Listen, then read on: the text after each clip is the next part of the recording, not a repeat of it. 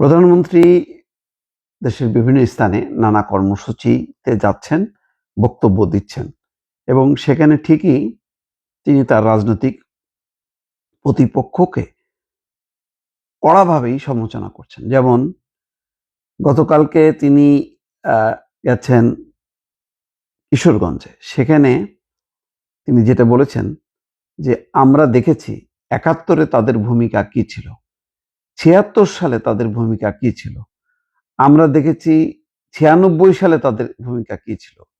বিগত ১৭ বছর জনগণের যে আন্দোলন, সে আন্দোলনে আমরা তাদের রাজপথে দেখিনি। দেখেছিলেন আপনারা আন্দোলনে বিএনপির সঙ্গে যে রাজনৈতিক দলগুলো মাঠে ছিল, তাদেরই নেতাকর্মীরা অত্যাচার নির্যাতনের শিকার হয়েছে, গুম খুনের শিকার হয়েছে।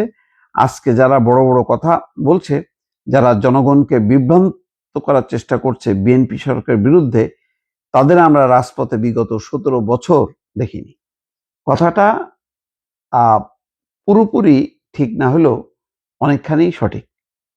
যেমন শেষ যদি ১৫ বছরের শেষ ১০ বছরে কিন্তু জামাত প্রতীকীভাবে মাঝে মধ্যে সভা সমাবেশ করেছে।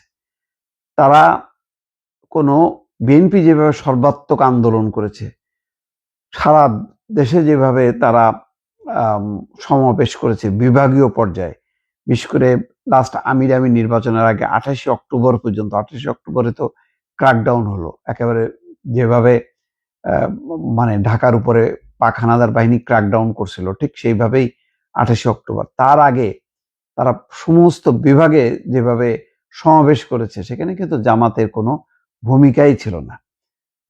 ভূমিকা না থাকার কারণ, তার আগে তারাও নির্মম নির্যাতনের শিকার হয়েছে, তাদের বহু নেতা কর্মী পঙ্গুত্ব বরণ করেছে, আর শীর্ষ নেতারা তো বিচারিক হত্যাকাণ্ডের মুখে পড়েছে। কিন্তু রাজনৈতিক দল হিসাবে তারা এত বেশি গুপ্ত অবস্থায় ছিল যে তাদেরকে মাঝে মধ্যে বিভিন্ন বৈঠকখানায় তাদেরকে ধরা হতো, কিন্তু প্রকাশ্য কোনো হাতে গোনা কয়েকটা, যেমন ২৮ তারিখে যখন নাকি বিএনপি পরে ক্র্যাকডাউন হয়েছে নয়াপল্টনে, তখন তার পেছনে জামাতের সমাবেশ হয়েছে, কিন্তু শান্তিপূর্ণ, কোনো সমস্যা হয়নি। এইভাবে জামাত খুব কৌশলে তারা থেকেছে। হ্যাঁ, অবশ্যই জুলাই গণঅভ্যুত্থানে তাদের ভূমিকা ছিল, কিন্তু মুখোমুখি লড়াই, টানা যে লড়াই, সেই লড়াইটা কিন্তু আসলে বিএনপি করেছে। তারপরে ৭১-এর ভূমিকার কথা আর নাই বললাম। ৮৬ সালে খুবই দুঃখজনকভাবে তারা শেখ হাসিনার সাথে নিয়ে, আওয়ামী লীগকে সাথে নিয়ে তারা এরশাদের সেই পাতানো নির্বাচনে অংশ নেয়। এটাও একটা দুঃখজনক অধ্যায়। আন্দোলন থেকে সরে গিয়ে তারা চলে যায়। তা নাহলে কিন্তু ৮৬ সালেই এরশাদের পতন ঘটে। সেই পতন ঘটতে আরো ৪টা বছর অপেক্ষা করতে হয়। 96-এ তারা আওয়ামী লীগের সাথে নিয়ে কেয়ারটেকার সরকারের আন্দোলন করে। সেই ভূমিকাও ছিল আওয়ামী লীগের সঙ্গে। ফলে মানে জামাতের ভূমিকা গত ১৭ বছর তো বটেই, তার আগের বছরগুলোতেও, অর্থাৎ এরশাদের ক্ষমতার আসার পর থেকে, অন্তত এইটুক যদি ৭১ সালটা বাদই দেওয়া হয়, ৮২ সাল থেকে একেবারে বলা যায় গত ১৭ বছর, এবং এরশাদ সময়কার নানা সময় কিন্তু জামাত বিতর্কিত ভূমিকায় থেকেছে। আবার এটাও ঠিক, লম্বা সময় তারা জামাত বিএনপি জোট সঙ্গী ছিল, জোট সরকার ছিল, এটাও সত্য। কিন্তু শেষ পর্যায়ে আজকের অবস্থানটা হলো এই, যে বাংলাদেশে প্রধান বিরোধী দল জামাত, এবং তারা নানা ইস্যুতে বিএনপিকে সমালোচনা করছে।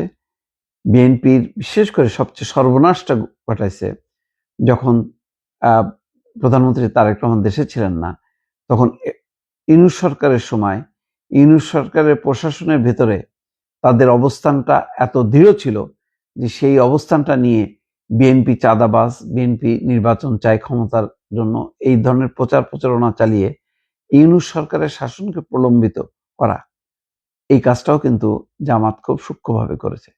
এবং আজকে প্রতিটা ইস্যুতে জামাত বিএনপির সমালোচনা করছে।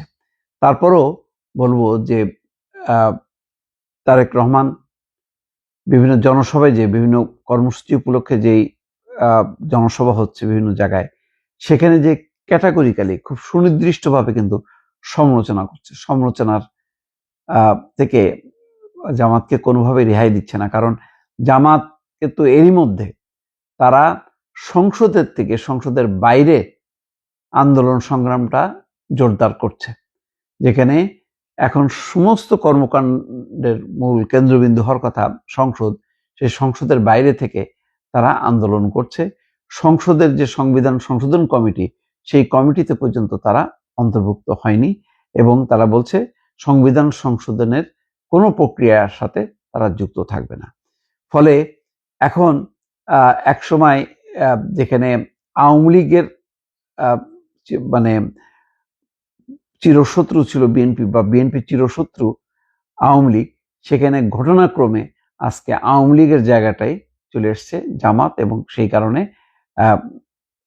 প্রধানমন্ত্রী তারেক রহমান তিনি সরকার প্রধান আবার দল প্রধান, সুতরাং রাজনৈতিক এই সমালোচনাগুলো দিনকে দিন কিন্তু এখন তীব্র হচ্ছে এবং তিনি টু দ্য পয়েন্ট এই জামাতের যে নানা বিপরীতধর্মী অবস্থান অতীতের, সেই অবস্থানগুলো তুলে ধরছেন জনগণের সামনে।